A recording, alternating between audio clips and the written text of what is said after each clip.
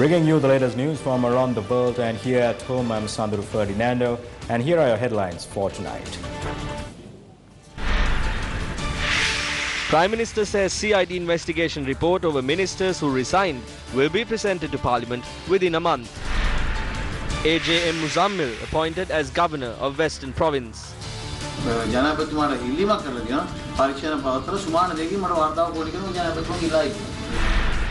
Former DIG Lanka says he was aware of Saharan since 2013. IGP was informed of the progress of the investigations every week. Tourism industry warns of concessions granted to the industry being limited to pen and paper.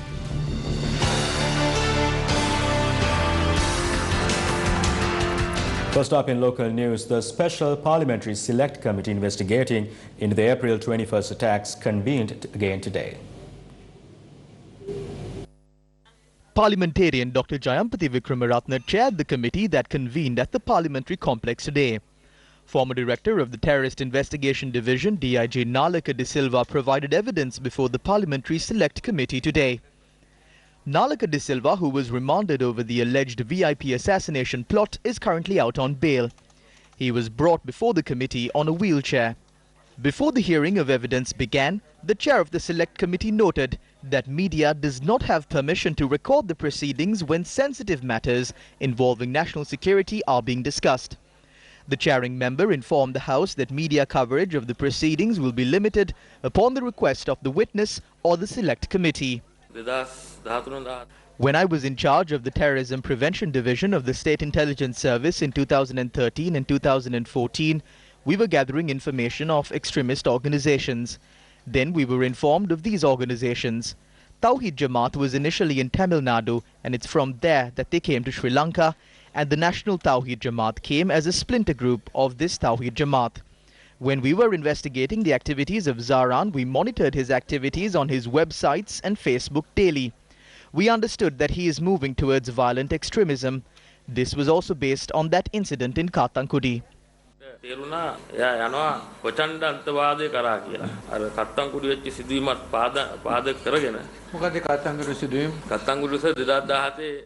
Kathankudi in 2017, a difference of opinions between him and another group of Muslims escalated into a clash. When we were looking for Zaran, he was not to be found. He was not in the eastern province, and even though he was said to be in some other provinces, he wasn't there as well. We thought that he might have fled the country. That is why we obtained an open warrant, because the issuance of a blue notice and for the other steps to be taken, an open warrant is needed. That is why we obtained the open warrant. The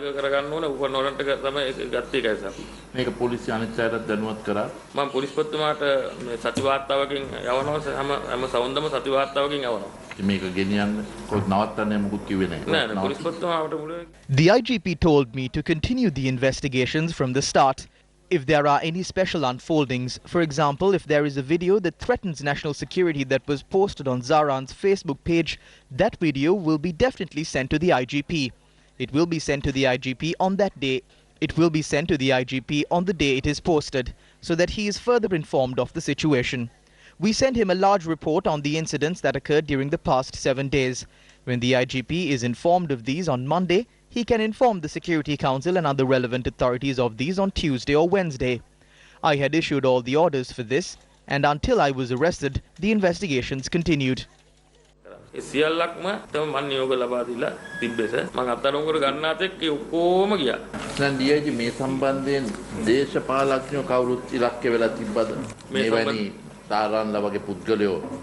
අනුබල දීමක් එහෙම පේන්න තිබ්බද දේශපාලඥයන්ගේ නෑ sir අපිට තිබ්බ විමර්ශන පරිදි නම් එහෙම දේශපාලන සම්බන්ධතාවක් නම් අනාවරණය වෙලා තිබුණ නෑ නමුත් ගේ මට්ටමින් යා දේශපාලන යම් කට්ටිය අසුරු කරනවා කියලා අපිට අනාවරණය වෙලා තිබ්බා ඒක මේ ජාරාන්ට පිට රටින් සල්ලි එහෙම ලැබුණා කියන පදනම දැන් එහෙම තිබ්බා සර් ඔබතුමා හිතනවාද මේ ඔබතුමා අත්අඩංගුවට ගත්තට පස්සේ EID එක සහරාන් ගැන කරපු පරීක්ෂණ එතනින් ඉදිරියට ගියේ නැහැ කියලා.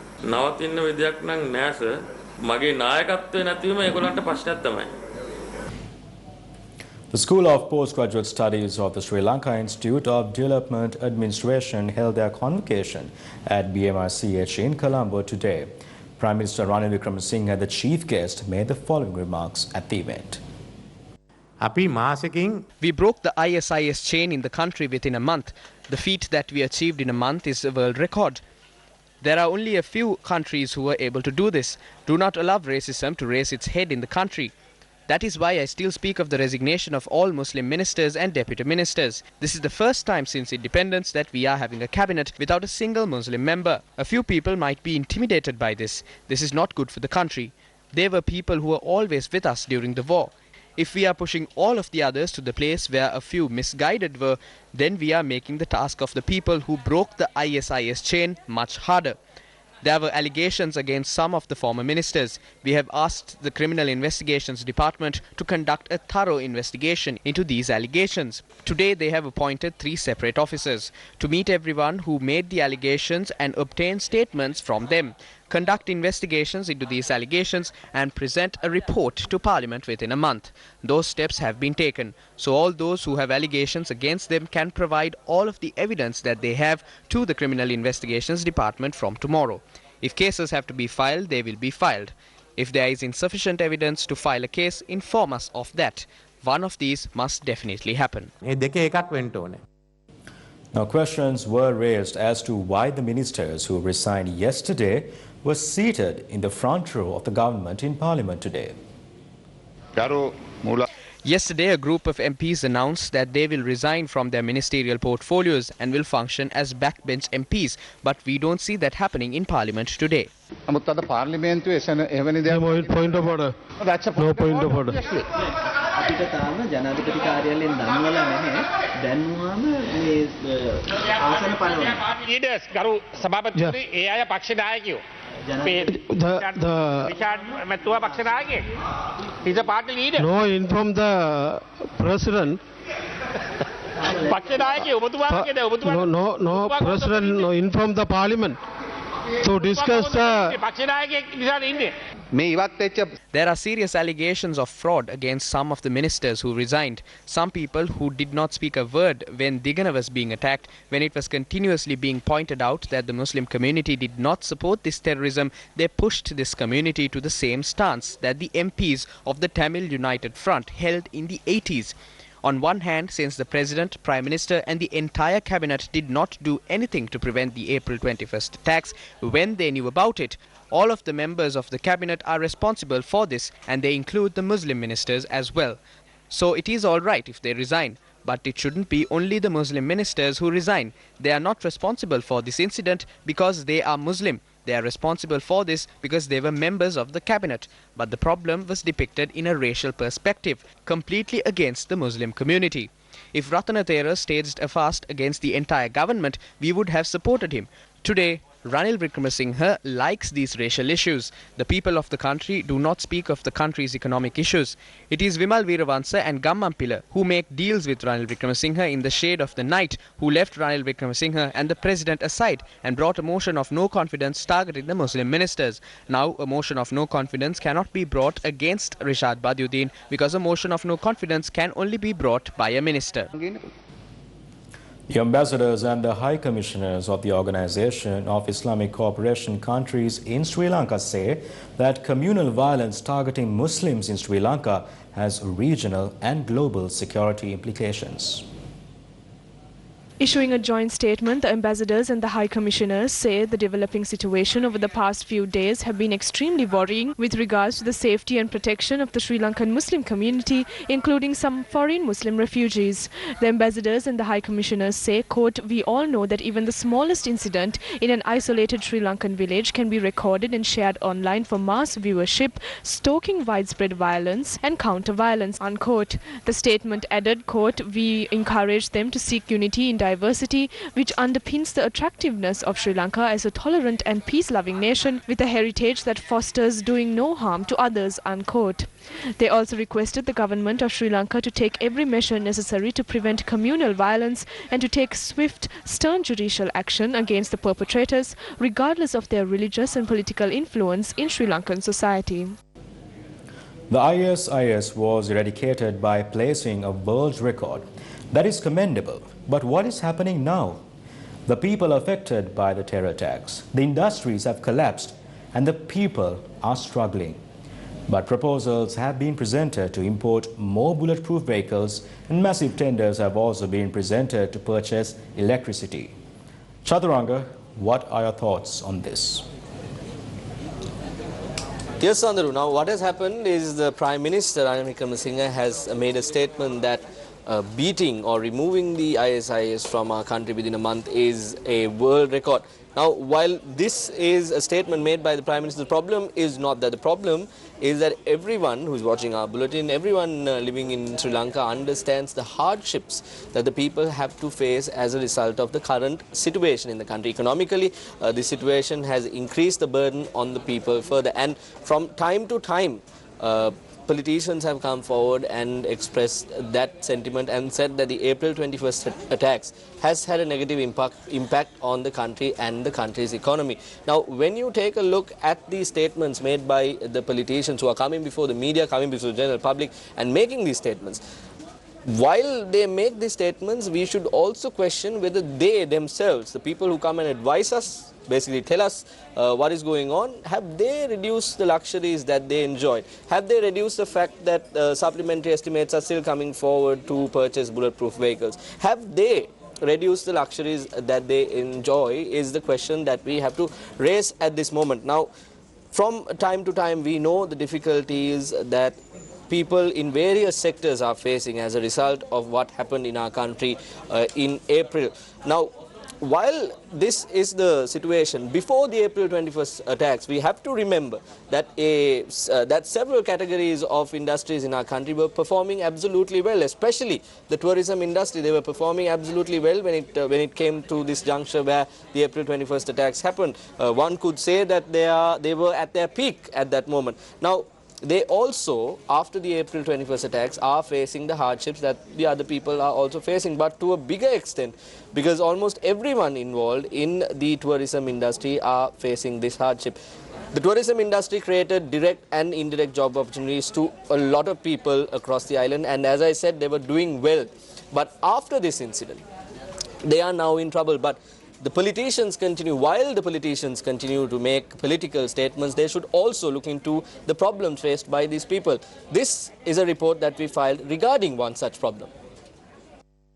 The Minister of Finance and the Central Bank constantly made announcements about an introduction of a relief package as a solution to the setback created due to the April 21st attacks.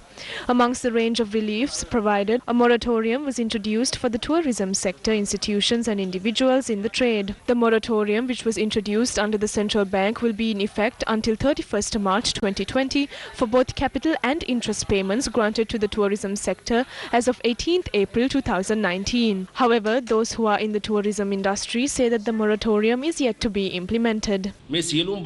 What did they do after they called? They gave us only the wrapping of a toffee without the toffee. After that, they promised a prompt solution and sent us off.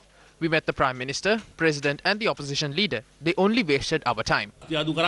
However, when inquired, the Governor of the Central Bank, Dr. Indrajit Kumaraswamy, said the relevant circulars have been issued to the banks and financial institutions. The Governor also added that it was only 2 weeks ago he met with the heads of banks and financial institutions. There is no guidelines which are being given to the banks yet by necessary authorities, right? How to lend, for example, at what rate to lend, right? And what is the repayment period, and what are the credits. So those are not being. So what happens is all the tourism companies, which can be a hotel or to operate or anyone, they always go and consult the respective bank managers, and they said they have not received any guidelines pertaining to this. Tourism industrialists say that it is of paramount importance to take steps to lift the travel bans imposed on Sri Lanka. The bans imposed on Sri Lanka following the April 21st terror attacks have not yet been lifted. Countries like India, the United Kingdom, Australia, France, the United States of America, Netherlands, Canada, Japan, Italy, Sweden, Singapore, Denmark, South Korea, Austria, Czech Republic, Belgium, Slovakia and the United Arab Emirates have informed tourists to avoid non-essential travel to Sri Lanka. Russia, from where a considerable amount of tourists arrive in the country, still has the travel ban imposed on Sri Lanka. This is a major barrier for us. This has to be softened as much as we are satisfied and the foreign tour operators are satisfied to promote Sri Lanka as a destination in the near future. Softening has certain categories in their respective countries. Those categories should come to a satisfactory level where the foreign operators can issue their insurances to respective travelers to visit Sri Lanka. So that is very important as a destination to moving forward. Continuing in more local news, MP Rishad Bathiuddin expressed these views in Parliament today.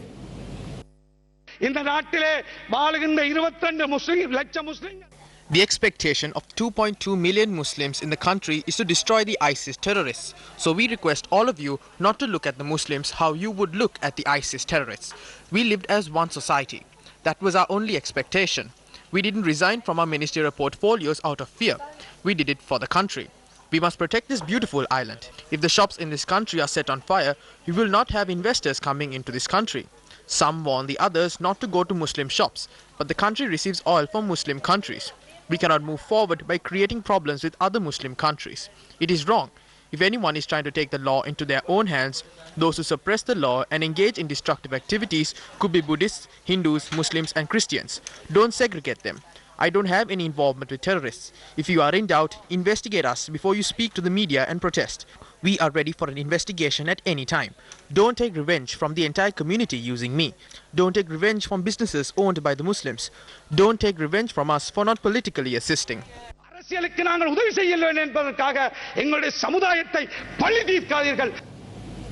Meanwhile, A.J.M. Muzammil was sworn in as the new governor of the Western Province today.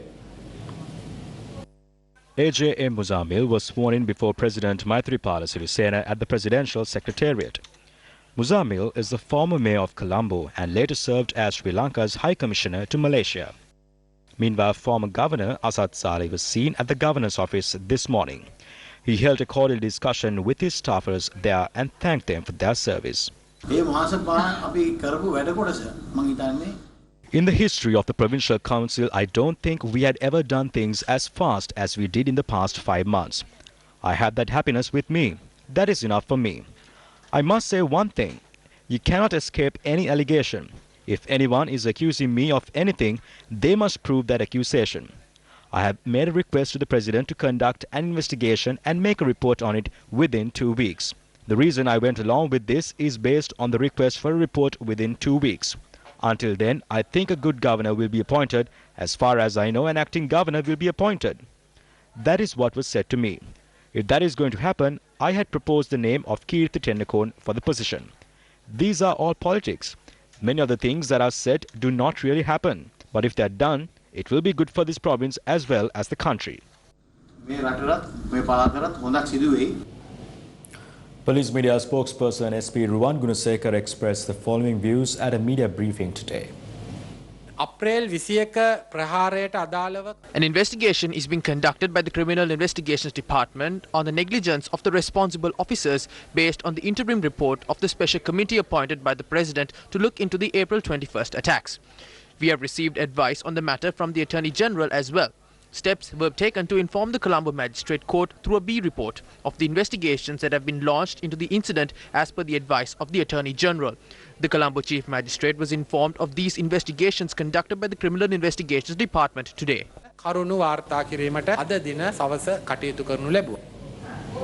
Australian Minister of Home Affairs Peter Dutton held a press briefing at the Australian High Commissioner's office this morning to discuss border control and security matters following reports that the Australian Navy had intercepted and returned several boats carrying asylum seekers. I want to send a very clear message today to people smugglers both in Sri Lanka and across the region. Australia has just held a recent election and the government has been re-elected. And on that basis, our policy in relation to the protection and security of our borders has not and will not change. We've been very clear and consistent in our message over a long period of time that Australia is a very generous nation. We take a number of people through our refugee and humanitarian program each year. In fact, on a per capita basis, the most successful nation behind Canada in the world in terms of the numbers of people we bring in, but we will never bring in people by boat. Do we have information as to how many people and boats were turned down turned back from Australia up until May from the beginning of this year. That's been the case and elsewhere, but we have seen a lull recently, and we've just seen an uptick in activity in the last month or so, which has caused us concern, and obviously the two ventures in particular, the one that we've spoken about in relation to the 20 and the one in relation to 41 people on that vessel. But before that, we'd seen a lull in activity, and I think that's because of the strong stance that Australia has taken in our close work with Sri Lanka. In addition to the boat that was apprehended in May, Sri Lanka Navy also intercepted another boat 1,340 kilometers away from Galle, and this boat was heading towards Australia and stranded out at sea.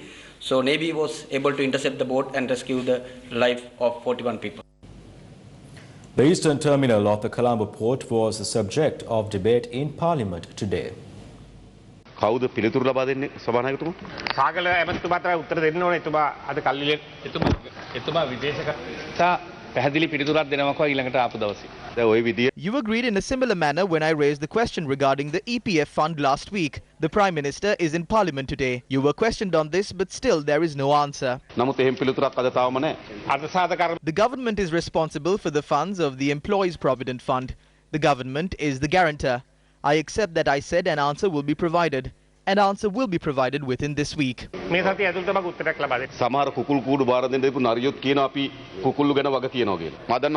Minister Arjuna Ranatunga was in charge of the ports, he presented a cabinet paper on how the eastern terminal can be used to generate income for the country while keeping it with the Ports Authority. But what did you do? You rejected this cabinet paper. But when a proposal was made to hand it over to India and Japan, this cabinet agrees unanimously. According to reports, the government has made the hasty decision to enter into this agreement with India when the results of the Indian election were coming in, confirming Narendra Modi as the next Prime Minister, and they succumbed to Indian influence. Especially with China positioning itself in the Colombo port, it is clear that India also had an intention to station themselves in the port too. The steps taken by this government to sign this agreement can be depicted as a payment of bribes for a previous guarantee. Has the handing over control of the eastern terminal of Colombo port to India and Japan concluded? Who decided that the eastern terminal cannot be developed and cannot be used to generate an income if it is not handed over to a foreign nation? What are the parameters used to determine this? Does the government accept that being deprived of the control of strategic locations in the country affects the sovereignty of the country? But I would like to remind you that we do not have the capital to develop these institutions, so we need to bring in the capital. Our annual income is insufficient to pay off our loan premiums and interest. Air Lanka can be run for a profit, but we do not have the capital to develop it, so we must acquire the capital. The Prime Minister will provide an elaborate answer. It is true that the government is spending a large amount for the maintenance of Air Lanka. But in this case, the Ports Authority provides a large sum of money that they earn back to the country's treasury. So the Ports Authority clearly showed that the development of the eastern terminal had concluded. There was only a requirement to purchase container cranes. Only 800 million rupees was required. Can't you provide this 800 million rupees?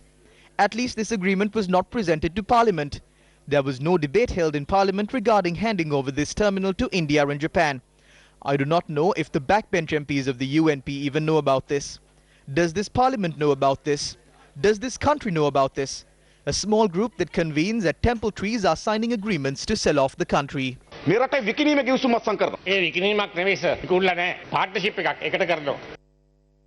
Minister Kirialla, we respectfully remind you of these facts. There are fundamental factors that have to be ensured for investments to be attracted. It should be a real investment that brings in foreign revenue and generate employment opportunities for the unemployed youth in the country.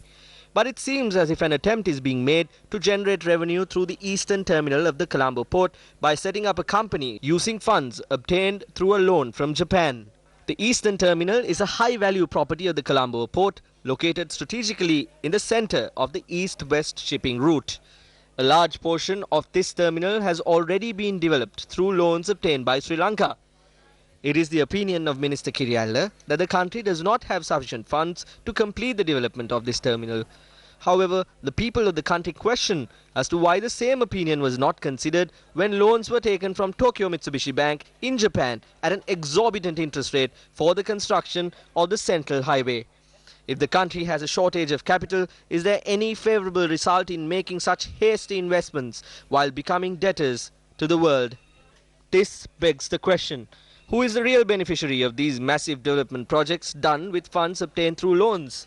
While these leaders complain of a lack of capital to safeguard national assets, isn't spending money on these wasteful projects pulling the people further down an endless abyss of debt? On a separate note, Sri Lankan Muslims will mark Eid ul-Fitr tomorrow. Issuing a statement, the Colombo Grand Mosque said that the crescent has been sighted. Meanwhile, recently the World Health Assembly adopted a resolution on improving the transparency of markets for medicines, vaccines and other health products in an effort to expand access. The resolution urges member states to enhance public sharing of information on actual prices paid by government and other buyers for health products. Professor Asata De Silva, the chairman of the National Medicines Regulation Authority in Sri Lanka, was in Geneva to assist in the preparation for this landmark resolution. Lots of pharmaceutical companies say that the cost of medicine is high because of the investment they have to make into research and development. That may be the case, but we also know that governments and academia contribute a lot to research to develop medicines. The WHO resolution calls on the pharmaceutical industry to give differential pricing, to be transparent about differential pricing. If R&D is expensive, we need to know how much they're investing in R&D, because medicine is a public good and the public needs to know through complete transparency.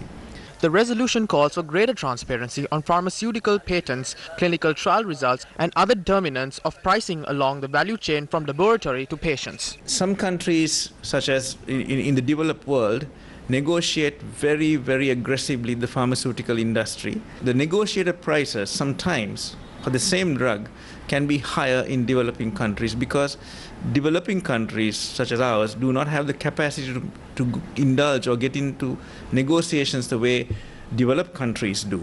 And as a result, we sometimes pay more for the same medicines than developed countries. This will have a great impact on the transparency of information, more access to information, which will help us to regulate prices of medicines in this country, ultimately benefiting patients. In news overseas,